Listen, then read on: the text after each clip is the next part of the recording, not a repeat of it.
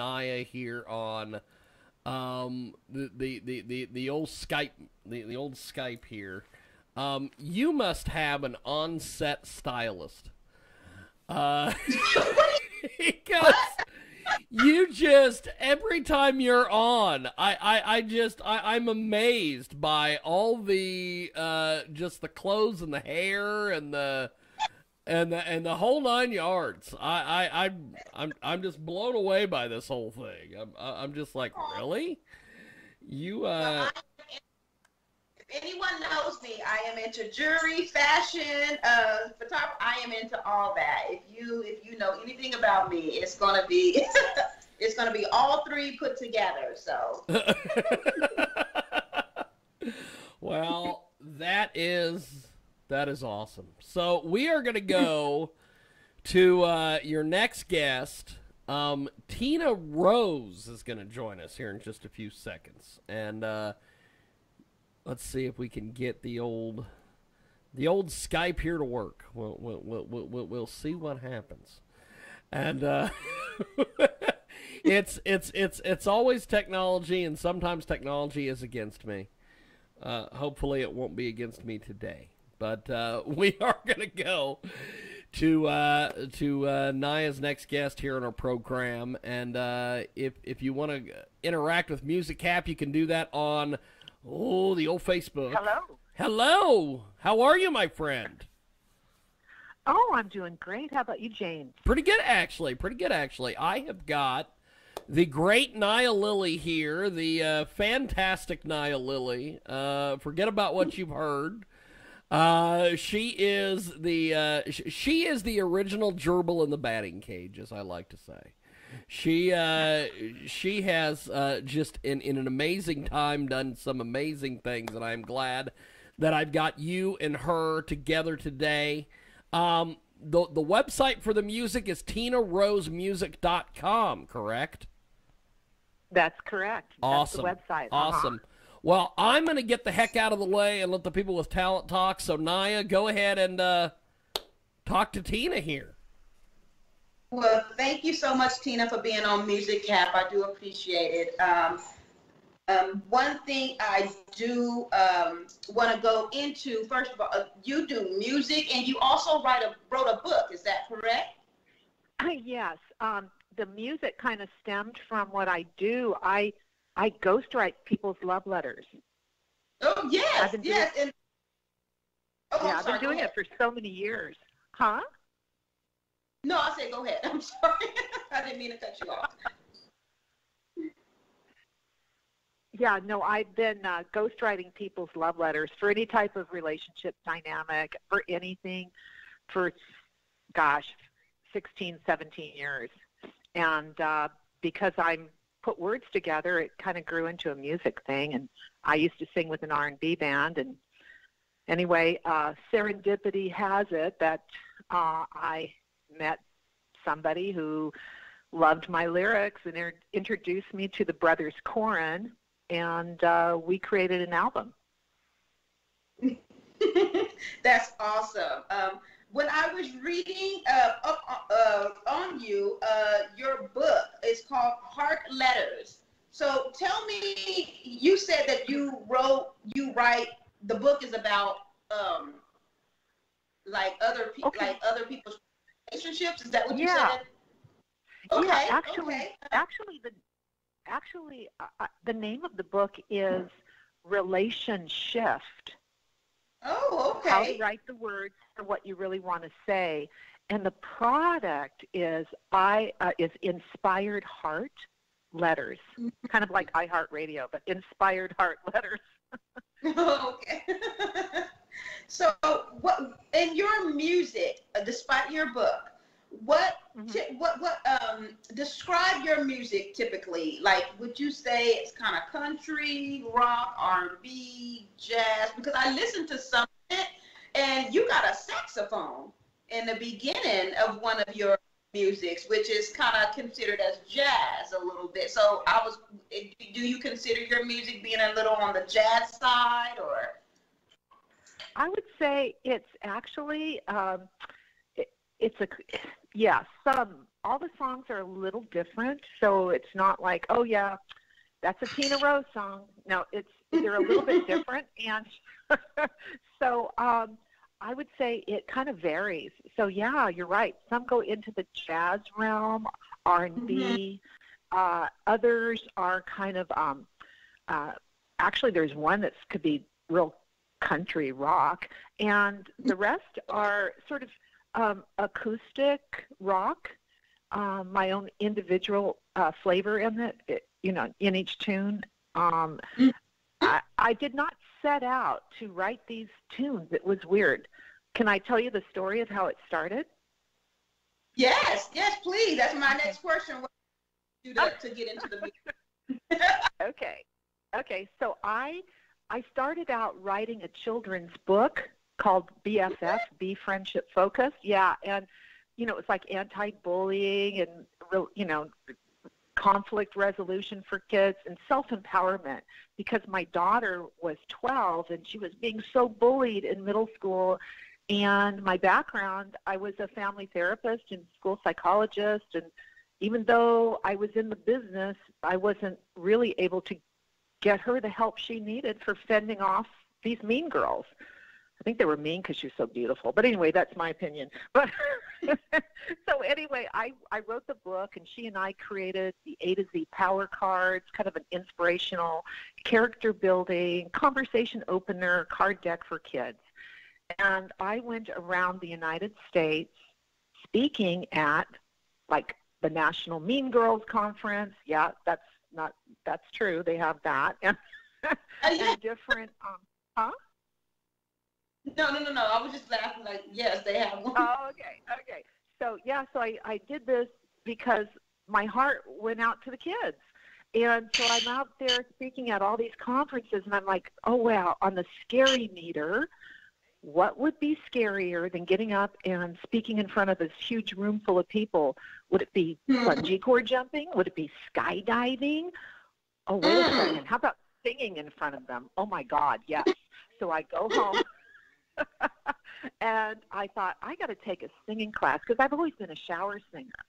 And so I looked up a group singing class called Finding Your Voice, and I just started the class when I went to a friend's party. His house had burned down, and before they put the roof on, they hired this amazing R&B band. And we were up there dancing on, the rooftop of this house and having a great time. And the band leader, who was originally from Nashville, he looks down at me and he goes, well, I see you can dance, but can you sing? And I jumped up on that stage, grabbed the mic, and we sang Aretha Franklin's Natural Woman. It was a song my daughter and I used to sing together. And he goes, damn, we harmonize. Get down to my studio. I want to record you. And I was way too shy. So I took these group singing classes, and I looked him up 2 years later. And he remembered me, and he said, get down to the studio. And I mean it this time. And so I started singing for the R&B band while I'm a single mom, while I'm working, and I never really practiced with the band. And he had this granddaughter who was little. She was 6 years old in Nashville, and she had a real serious illness. One morning I wake up and I'm in like my neurotic meanderings, and I think of this little girl. And because I write letters for people, I also write eulogies, I write wedding vows, I write, you name it. And so I'm thinking of this little girl, and I just had this intuitive sense, because I'm very intuitive. And I thought, oh my gosh, she's going to transition. She's moving on. Why would her parents name her Patience? That was her name. And so I started writing this poem about this sweet little girl I never met. And I get teary-eyed, and I'm like, oh my gosh. And then all of a sudden, it was like a freight train coming down the track. All of a sudden, I was like, oh, I jump out of bed, and I go, my kingdom, for a pen. I need to write this down. And it had nothing to do with this child, but it was my first song, which is called we called it Up in Smoke. And it's not Cheech and Chong, it's me. And so I called the band leader, and I said, hey, Michael, I just wrote this wrote this song. What do you think? And he goes, we're putting that one to music. And what that did at that moment was give me permission to really, tap into that side of me. So from that moment on, I would get like this tune come over my head. I'd have to pull off to the side of the road or wake up in the middle of the night or, whatever. And, I'd be out jogging and I'd come home and oh my God, I got to write this down. It was bizarre. Right. Yeah. So would you say like your music, your inspiration came from like personal experience or like things that you have witnessed, things you have seen? That's where your motivation for your songs, your book, anything would you say they're from personal experiences? I would say, yeah, it's personal experiences for sure. And because I've, helped people in such ways that tap into their most tender moments of their lives and what's, gut-wrenching and heartbreaking. And because I've always kind of rolled through life, I feel with an open heart and pretty transparent, pretty open. So I do share my feelings.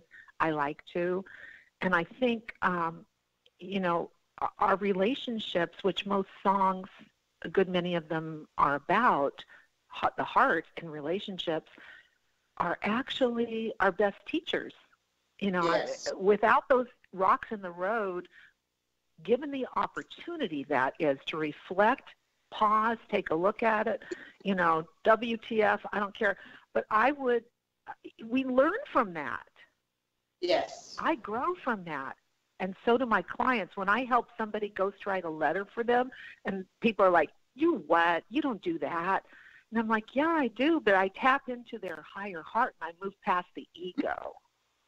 And when we move past ego in our song and we get down to the nitty-gritty of what really matters, especially, my gosh, this time on the planet, it's powerful. So what you do inspires and moves, and does it change people's lives? Have you seen a change from, so to speak, your clients or the people that you help? Do you see them like moving forward in their future as far as a good change, or have you ever had some of them come back for more help, like saying, hey, you helped me this time and I need a little bit more help from you? Have you ever experienced that? Okay, I'll give you a quick story. I'll give you two quickies. Okay. Let me just say this. So one woman approached me because she wanted to have an affair on her husband, and she was in her 30s, and they'd been married for like 9 years, and they had 2 little kids, 3 and 5.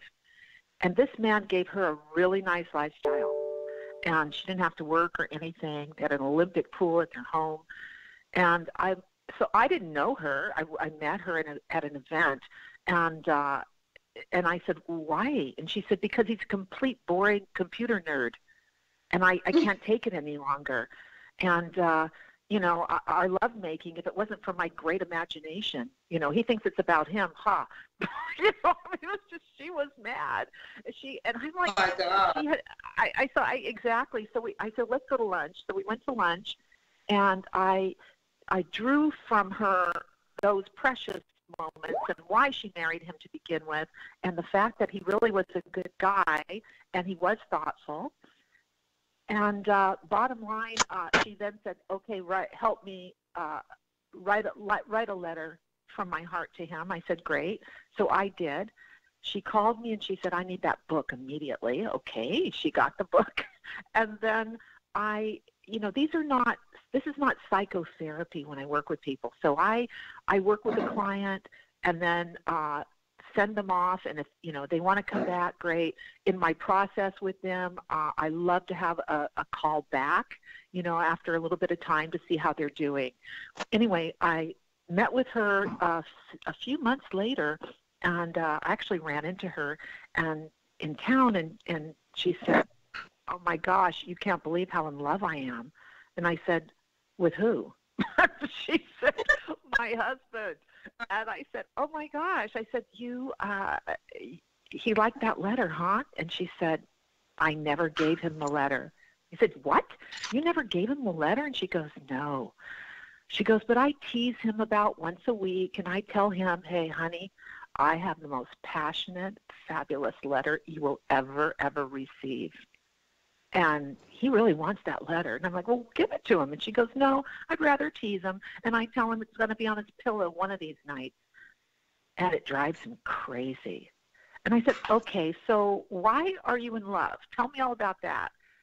She said, "I read the letter." So by me tapping into her heart, her higher heart, not that ego, not that person that's upset, not that whiny person, if you will, or person that says, "My life sucks," and not really looking at what's real and true, but actually giving her the opportunity to view her through new eyes, she changed.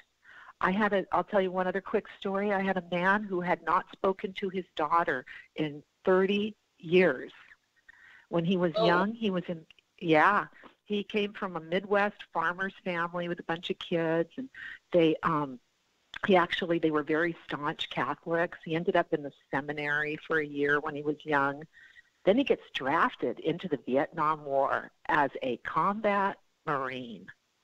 Wow. And comes back, and after the post-Vietnam War, a lot of the military, they were not received very well. They were not appreciated, and a lot of them had PTSD, undiagnosed. And I think that was the case with this man. His sister contacted me and said, "My brother, he had a little girl with his girlfriend. She didn't want to marry him." In my brain, I'm like, "Okay, was he drinking? What was going on?" And and so when the baby, and he did try to be in his daughter's life, with visitation and support and such. And when she was 12, the mother of their daughter, the ex-girlfriend, then said, "You know what? I'm getting married. Our daughter needs to have one whole family, no confusion, and I think it's best you step away," which told me there's something going on here. But he did. With tail between his legs, he moved back to the Midwest. He lived on the family farm. The parents died eventually, his parents, and he opened the farm to the homeless. He made it into a homeless shelter, which told me he had a good heart. He was a little broken, Right. or maybe a lot broken, yeah? So I never even met this man. I interviewed the sister because he had contracted an illness, and it was starting to affect, he had some swelling on the brain. I think it was called encephalopathy. And it looked like, his days on the planet were numbered. He probably had a few years left. Mm-hmm. And the sister said, "You know what, we want our niece back in our family. And I know it's been a thorn in his side and a deep wound, and he won't even talk about it. But I did. I spoke to him about it, and he wants your help."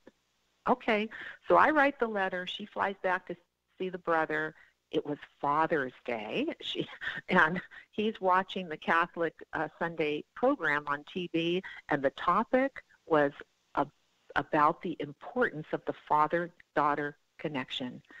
Well, and so the father, the sister said after the TV show, she reaches into her purse and hands him the letter I wrote for him, the Inspired Heart letter, and she said, "This is your letter you wanted, and I'll leave you with it." She came back half an hour later, tears were streaming down his face. The daughter received the letter. The letter she sent back was so touching that when a copy was shared with me, I cried. Anyhow, Oh, wow. She ended up going back. Yeah, she went back and spent a good part of the rest of his life, including being by his bedside when he passed, and they healed that terrible wound. So that's just, I've written over 400 letters. Oh, So, wow. Yeah, so that's why my book, Relationship, How to Write the Words You Really Want to Say, and it's by my christened name or my married name or whatever it is. It's Christine with a K, Christine Grant. And if anyone in the audience wants to go to my website, www.kristine.grant.com, I'm happy to meet with you. Just get on my calendar, and I'll talk to you and help you find your relationship with a complimentary 20-minute discovery call or consult, if that's helpful. I do have, like, okay, so with what you say you do in relationships, as far as writing letters, inspiring people, and changing lives. Now, this is on a different note. My question is, do you, and I'm not saying psychic wise or anything like that. I'm not saying, oh my God, but you feel that you get help from a higher source to help these people? Like, do you feel that your word has, because they say God speaks to us in mysterious ways. God speaks to people through others, through maybe literature that we read, maybe, people, do you feel that the work that you do you were blessed, like this was your calling? How do you feel about that? Oh, thank you for asking that beautiful question, because you are right on. It is my calling. It is so weird. This letter writing evolved kind of like my music. Somebody asked for my help, and I gave it to them, and I ended up writing a note to the person they were interested in having the relationship issue resolved. I mean, just as a friend, and the results were phenomenal. And then that person kept asking me for more letters, and people started calling me from around the United States. The thing is we get in our own way, and I don't possess someone's ego, but yes, absolutely, it's channeled. I feel, if I might say, that I am a instrument for peace, a conduit with God's grace that comes through me, because I have this uncanny way of understanding the dynamics before anybody tells me the whole story. I feel and know how the person, the recipient, whom I've never met at all, is going to receive the message. And it's like music, it's like poetry, it's like even conversation. It's not what you say, it's how you say it. It's not what you write, but how those words, which have a frequency, how they are received. That's how. So I will. I'm getting chills having this conversation with you. That's how much I love that question, because not everybody asks it, and it's true. Someone will have their agenda about what they want me to say, and I will say emphatically, no, I'm hearing this. I know this. This is what I'm going to do for you, because we're on such tender turf right now on the planet, where people are so vulnerable and we're sensitive. And it's so true. It started out with children. I love children, and to see children treat each other like that, it's not about them wanting to be mean. It's about them not feeling loved themselves or loving themselves enough. So that's where it all starts with who am I? Am I a child of God? So yeah. Hearing what you do, hearing your story, how you started doing this and why, and hearing how you've helped people. That's why I asked that question, because a lot of us, we hear it from friends, we hear it from our mom. Our mom can tell us, don't touch the fire. but then we grow up and someone says it in a different tone or maybe in a different way, and then we're like, oh, I better not touch that fire, or and it's just like, you, like you said, it's the way it comes out in a different tone, different way. And God, like I said, God speaks to us in mysterious ways. He uses those channels from his helpers, from, he opens the mouth of those of his disciples, and they speak to us. And, because he can't be here, he definitely can't tell us how he feels. So he opens those ways. And it's up to us to open our eyes and actually and heed the message that he does provide for us through his disciples or through ways or through people. So that's why when I said, when you write these letters and you're helping those and like I said, it makes you feel that, like, hey man, I'm getting this stuff from, this, it just comes to me. And that's why I said, and like you said, you're putting your own life into what you're doing. It's not so much as you're just doing this actually is something personal to you. So you can actually say that you went through this. That is why you're going out helping others. Because this is something you experienced and you came through it, you lived through it. Anyone, and if you've done it, anyone can. So that's why I'm like, because even talking to you, like you said, you're getting chills. I'm getting chills because I'm like, wow, it's awesome. Matters individual. It's just amazing. So what I was, have you ever helped a close friend of yours that that you thought was not going to, your method was not going to work, but it then all of a sudden it did. So have you ever just shocked yourself in your work? Wow. Let me think on that one in particular. I feel when I'm getting these downloads and I'm creating these messages and these inspired heart letters, I really feel that I am guided, and I don't question it. I really don't. I have no. It's my joy. There's no anxiety related.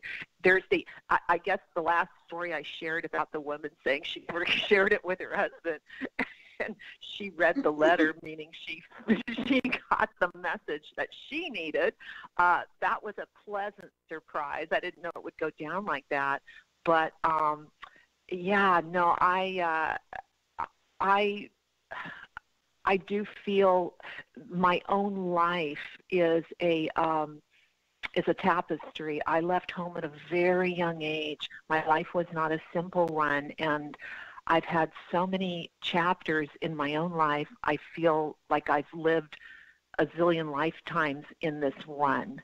And through some of my experiences, and my next book is I'm already writing it, is my memoirs about encountering near-death experiences, not once, not twice, not thrice, but over again, and not ever, for whatever reason, holding anger, upset at the perpetrator. Why? Why did they do that? But thank God I didn't, because who would I be carrying around a baggage of wounds? I say we all do have emotional baggage, but honestly, only one carry-on's allowed. Everything else is just a little too costly, Yes. Yeah. So with your book, where can people find it at? Where are the ways they can look you up, find you? You mentioned it a little bit before, but where can anyone just go out, if they're listening to this, can go out and find your book? Okay, and thank you so much. It is, and I'm very proud to say it was endorsed by wonderful luminaries in the relationship and the love field, such as John Gray, who wrote Men Are From Mars, Catherine Woodward Thomas, Calling in the One, Conscious Uncoupling, Dr. Christiane Northrup, Ariel Ford, and all of those people I never looked for. I have, quote, God sent them to me. I happened to meet them. It's weird. But anyway, let's get back to how the audience can read my downloaded messages. The book is comprised, it's sort of like Chicken Soup for the Soul, in that I tell the story, the challenge. Then the medicine is the letter. And then the aftermath, the aha moment, is the lesson learned, and then the pearls of wisdom. So that's sort of the formula. So it's not like I'm lecturing to anybody. I believe it's a good read. I had one doctor who endorsed me in his book, so he cried through it. So I'm just saying you might need a little hanky here and there. But anyway, it's called Relation Shift. And the subtitle is How to Write the Words You Really Want to Say. So I have a whole chapter in helping the reader to upgrade their ability to move out of their own way and write their compelling message as well. So it can be found through Amazon. It's published through Beyond Publishing, so it's in Barnes & Noble as well. But Amazon is an easy place to find it. By Christine with a K Grant, Relation Shift. And also my website has the link. And my website is www.christine, K-R-I-S-T-I-N-E, grant.com. And if anyone's interested, just hit the tab at the top of the website page, and I'm happy to meet with you, complimentary of the station. So what else? And then the music is my artist name, which is a derivative of mine, because my middle name's Rose. So it's tinarose.com, and my website there is tinarosemusic.com. So I know Leon Russell's daughter is Tina Rose. I didn't realize that. But so I'm tinarosemusic.com, and I have a 10-song album called Love Letters. Gee, I wonder why. So every song is a story. Every letter is a story. And I say, let's make happy endings, right? Yes, yes. Oh, my God. Well, you an inspiration. Just what you're doing is inspiration, and you're truly blessed. And I want to thank you so much for allowing me to ask you questions and get into the history of what you're doing. It's very touching, and I can't thank you enough for what you're doing. Yeah, well, you're amazing. It was a blessing for me to be on your show, so thank you. You're amazing, Tina. Well, I appreciate you making time, and Naya, we will talk to you next week, my friend. Thank you. Thanks, everybody. Thank you, Naya. And we are going to go to the Sunday show here on 990 WBOB.